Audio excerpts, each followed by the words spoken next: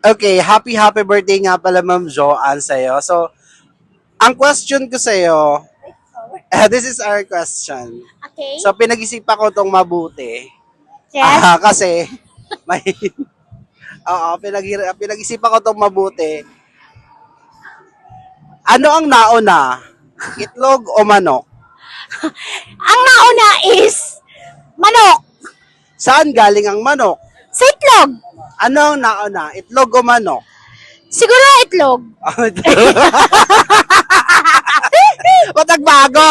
Because hindi siya magiging Itlog. hindi siya magiging Itlog. manok kung hindi siya Okay. naging itlog. Okay. Saan? Okay. Ano na? Itlog o manok? Manok. Manok. Saan galing ang manok? Sa itlog. Oh, ano ang nauna? Manok o itlog? Itlog. Itlog. Okay. Ano ang nauna? Itlog o manok? Itlog. Oh, saan nagmula ang itlog? Manok.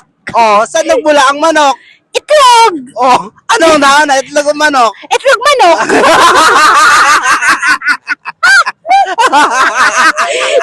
Itlog o manok? Okay.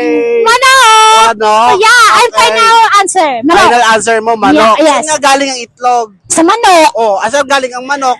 Dun sa kano niya, hindi mabubuo ang itlog kung wala siyang partner. It's true that? Okay, true. Sige. Payag na ay.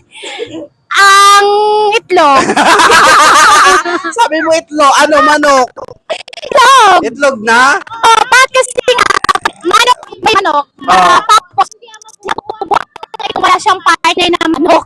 Oh, isan nga nang galing ang manok? Sa partner! So, okay, comment down below kung ano, kung saan nagmula ang itlog. Kasi ako, anong nauna, itlog o manok? Medyo na-stress lang si Marjo. Yes, I'm birthday ko pa naman today. Oo, Hindi tapos ko- nahirapan siya sa Hindi ko itlog o alam kung manok. siya saan, sa manok o itlog. Oh, guys, i-comment nyo dyan sa baba. Okay, thank you guys for watching. Follow Sir Ricky Villanueva for the TikTok and Facebook and Instagram. Thank you so much and God bless.